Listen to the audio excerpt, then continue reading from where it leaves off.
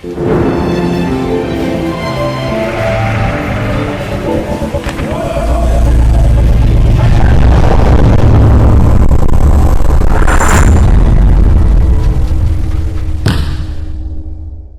Up सना, मैं तुम्हारी कोई बात नहीं सुनना चाहता। और वकास मेरी नहीं तुम्हारी चॉइस है। तुम्हें जरा भी मेरी इज्जत की परवाह नहीं। अब तो कार्ड भी तकसीम हो चुके हैं। मेरी बात तो सुने, मैं कहाँ शादी से इनकार कर रही हूँ। मैं तो सिर्फ इतना कह रही हूँ बाबा मुझे थोड़ा सा वक्त दे दो। तुम्हारी इन फजूल बातों के लिए ना मेरे पास जरा भी वक्त नहीं है। फजूल बात नहीं है, मेरी बात समझने की कोशिश तो करें। बाबा मेरी तो कोई भी बात समझने की कोशिश नहीं कर रहा। आज मम्मा होती ना, वो समझ जाती कि मैं क्या चाहती हूँ।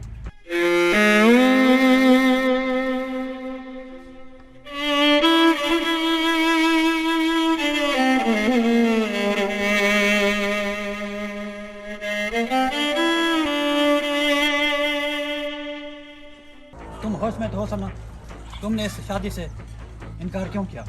क्योंकि मैं थोड़ा वक्त लेना चाहती हूँ।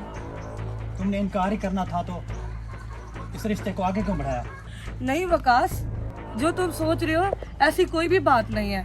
हम दोस्त हैं और बहुत अच्छे दोस्त हैं। अब तो शादी के कार्ड भी बांट चुके हैं। ठीक है बढ़ चुके हैं, इसमें कौन सा मसला है। बस थोड़ा सा वक्त ले लेते हैं। हर किसी की शादी आगे पीछे हो जाती है। मैं शादी भी करूंगी लेकिन मुझे थोड़ा सा वक्त और पैसे चाहिए। अच्छा, इसका मतलब तुम मुझसे नहीं मेरी दौलत से प्यार करती हो। मैं सोच भी नहीं सकती तो तुम मेरे बारे में इतना बुरा सोचोगे।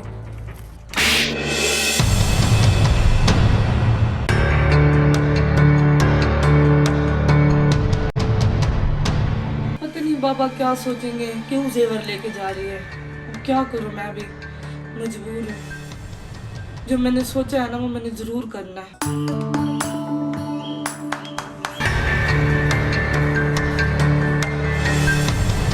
तुम्हारे हाथ में क्या है? ज्वेलरी है पापा। मेरी समझ में कुछ नहीं आ रहा कि तुम क्या करना चाह रही हो। क्या चल रहा है तुम्हारे दिमाग में? पापा आप भी वकास की तरह मुझ पे शक कर रहे हैं। कम से कम आप तो मुझे समझने की कोशिश करें। मैं बेटा तुम पर शक नहीं कर रहा और मुझे तुम पर पूरा भरोसा है कि तुम मुझे शर्मिंदा नहीं करोगी। थैंक यू पापा। पापा ये ना कुछ मेरे पैसे काम आने हैं, मैं इसलिए ज्वेलरी लेके जा रही हूँ। पापा मैं ऐसा कोई गलत काम नहीं करूँगी जिससे आपको सर झुकाना पड़े। मुझे तुम पर पूरा भरोसा है बेटा। जो तुम्हें जो अच्छा लगे वो करो। थैंक यू पापा।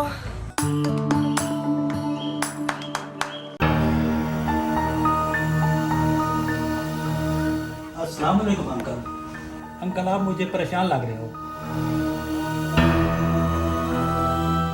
सना कहाँ है? बेटा मुझे तो उसकी कुछ समझ नहीं आ रही। उसके ज़हन में क्या चल रहा है?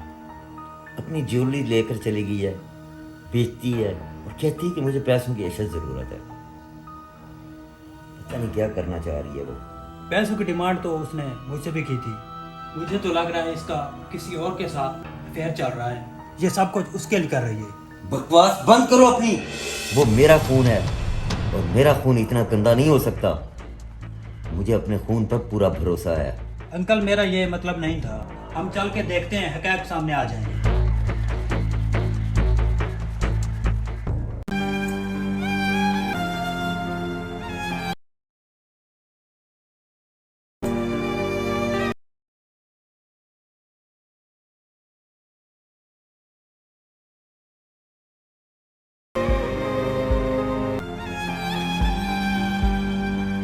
क्या तुम मेरी बेटी पर भुगतान लगा रहे थे और वो इंसानियत की खिदमत कर रही है।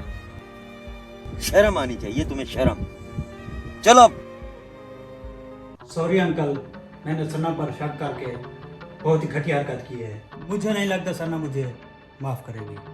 मैंने तो तुमसे पहले ही कहा था, मुझे अपनी बेटी और उसके किरदार पर पूरा भरोसा है। अस्सलाम वालेकुम पापा। वालेकुम अस्सलाम। सना आई एम सॉरी। बैठो सना, इसकी बात तो सुनो। वो क्या कहना चाह रहा है? पापा मैं क्या इसकी बात सुनूं, आप ही सुने इसकी बात। बेटा सुन तो लो, वो क्या कहता है। सना मैं अपने किए पर शर्मिंदा हूँ, मुझे माफ़ कर दो। सना तुमने सिर्फ ज़दकान की मदद करके मेरा दिल जीत लिया है। अब हम मिलकर इस्लाही काम करेंगे।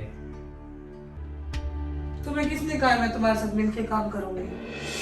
और शादी का रिश्ता उससे जोड़ा जाता है जो शादी के काबिल हो और वो समझता हो कि जो मेरा लाइफ पार्टनर है कुछ करना चाहता है। तुमने तो मुझे एक बार भी नहीं समझा।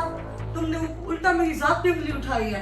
मैं तो अब तुमसे हरगिज शादी नहीं करना चाहती, सही है? No, you get lost. Sana please मुझे एक बार माफ कर दो, मोहब्बत के रिश्ते इतने कमजोर नहीं होते। बिल्कुल सही कहा तुमने, मोहब्बत के रिश्ते इतने कमजोर नहीं होते, लेकिन इनके अलावा एक और भी रिश्ता है जो है इंसानियत का।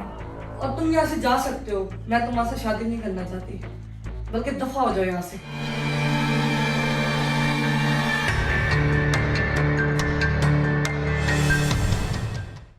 मुझे फख्र है अपनी बेटी पर, जिसने बेटी होते हुए भी बेटे का हक अदा किया है।